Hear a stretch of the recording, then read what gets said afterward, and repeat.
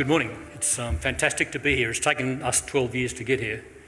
We're a group of farmers and engineers that were motivated back then, 12 years ago, to work out a way actually to recarbonise parts of our economy.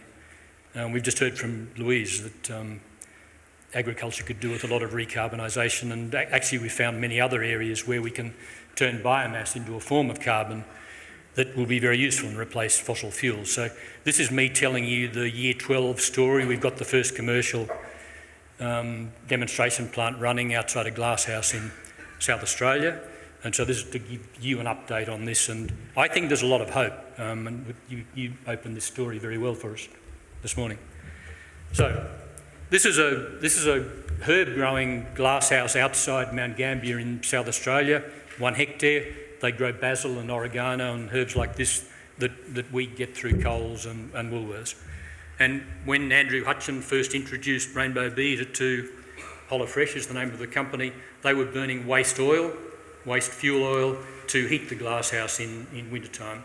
We've since replaced that with our technology that uses recycled wood, and out of that comes some biochar, which has got some lovely properties. So what is the technology? It's a modular technology we've developed. One of them would fit in about a quarter of this room. It makes about 1 megawatt of syngas.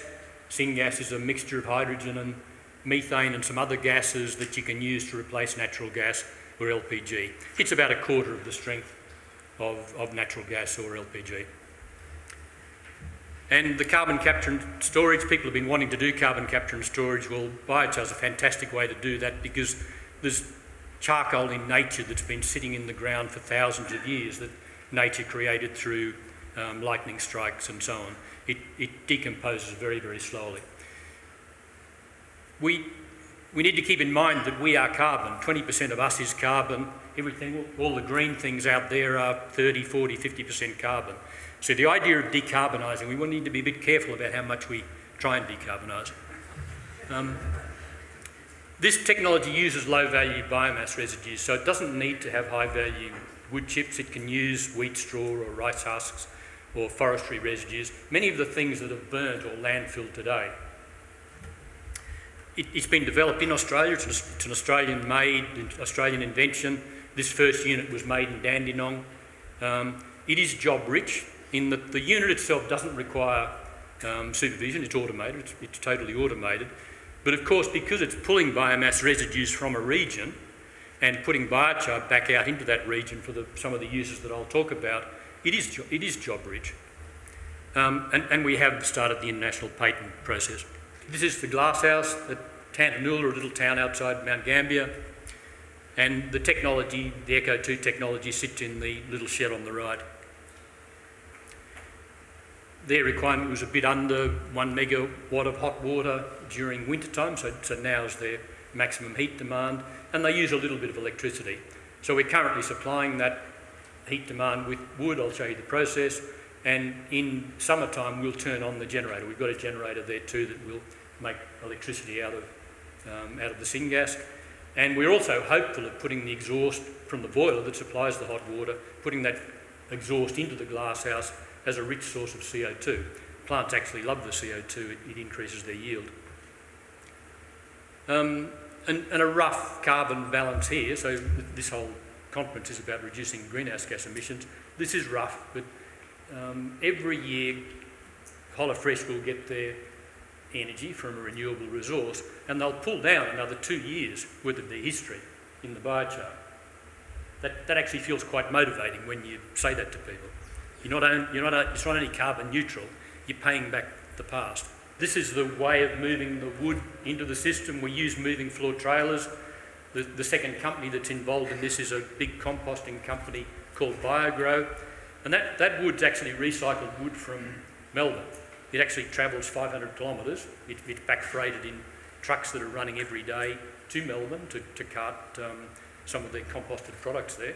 So you'd say, well, that's probably not very life cycle smart, but that's the way we got this first project away.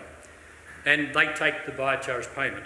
There's part of the process, the Eco 2 process. There's the syngas. That's my iPhone, so it's not a very good video, but there's the syngas burning inside the boiler that provides the hot water to the glasshouse. And so the exhaust from the boiler, it's not like we're not burning this wood. It's not like we're burning wood. We're decomposing the wood into the syngas and the biochar, and it's like we're burning natural gas. So the exhaust is a very clean exhaust. There's the biochar at Biogrow, which they've just started to introduce into their composting process.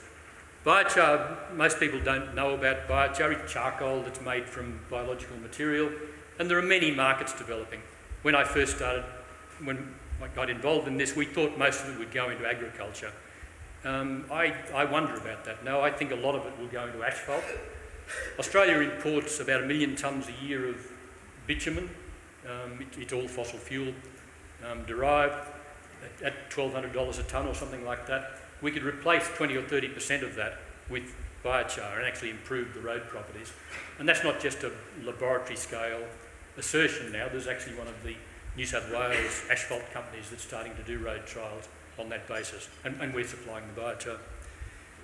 It can go into concrete. This research is early, but there's it looks like you can replace a few percent of cement, which is very fossil fuel intensive, with biochar, and again improve the properties of many concretes, probably not all concretes, but many concretes. Farmed animals, we've seen some examples there. The methane that comes out mainly through the mouth. Biochar, traditional societies have known this. Biochar improves the digestion, reduces the amount of methane, and actually the animal needs less food because it's actually using the food more productively. The biochar ends up in the ground, and if there's dung beetles around, they take it into the soil. And so on. So I won't go on about biochar, but if you'd like to know more about biochar, we're actually hosting an international biochar conference in Mount Gambier and Portland in October, and we'd love you to come along and join in there. And it's not a technical session. We've actually pulled people from all over the world that have started to use biochar commercially, so you can actually see how it's being used in real world situations on golf courses, animal feed and so on. What biomass can be used, it's basically anything that we can dry down to 20 or 30%. As I said, it doesn't have to be high value material. So forestry residues, the crop waste that are burnt today, fine. The green waste that come out of cities, construction and demolition timber that come out of cities, all fine. The economics, we wouldn't have done this unless we thought it was going to make money for everyone involved. We've done 35 or 40 mini and major feasibility studies on various locations around, mainly around southeastern Australia. And this is my generic sort of broad thumb look at what the economics turn out to be. So I've looked at two situations. One where there's a gate fee, where someone's paying you to take away the biomass, like in Melbourne at the moment you'd be paid $100 a tonne to take away construction and demolition timber or green waste. Or the other case, on the right-hand side, where you actually have to go out in the field and collect it, like wheat straw or something, where it actually costs you. And so in each case, if this is running 24 hours a day, it's the most ideal situation, it's a 24-hour-a-day operation, then the gas cost will be zero or less. So instead of $10 a gigajoule, you'll be getting gas for something around zero. Yep, let that sink in a little while. Victoria's short of gas. And the electricity costs, if you have to pay for the biomass, the electricity costs will be something like the $50 we're hearing today. And we haven't proven that yet, so we've yet to turn that generator on. If you put in green waste, something that you're getting a gate fee for, then the electricity cost will be way less than zero. These all assume the biochar is sold for about $300 a tonne, which is a third or a quarter of what you would pay today to buy biochar. If there's one project that we'd love to get away in Victoria, and if there's some Victorian government people here who can have any influence on that, this would be an ideal second project.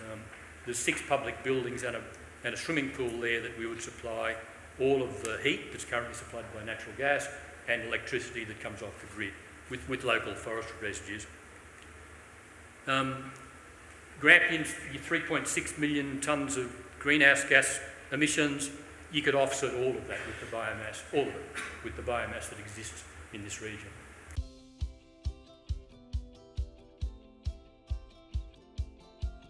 We needed help to find an alternative to our oil-fired burner to heat our glasshouses. Heat's really important to our herbs for optimal growth, but it's also very expensive. Green Industries SA collated a number of providers, of which we worked with them to come up with the best alternative. A Victorian company called RainbowBeeEater.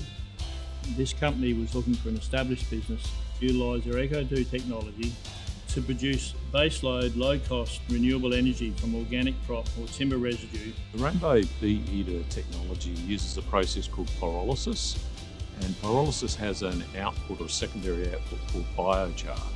Now, biochar has excellent soil additive properties. So we commenced our feasibility study with Green Industries, South Australia, come up and crunch the figures. They stacked up very well. Green Industries SA then linked us up with BioGrow from Mount Gambier, who are a landscaping and garden products company. So together we've created an example of the circular economy in action. It starts with BioGrow's source residue material that HelloFresh needs to create a low-cost heat supply. And it uses RainbowBeeEater's new technology. This in turn creates a high-value biochar output that BioGrow can utilise. And the cycle starts again. Thank you.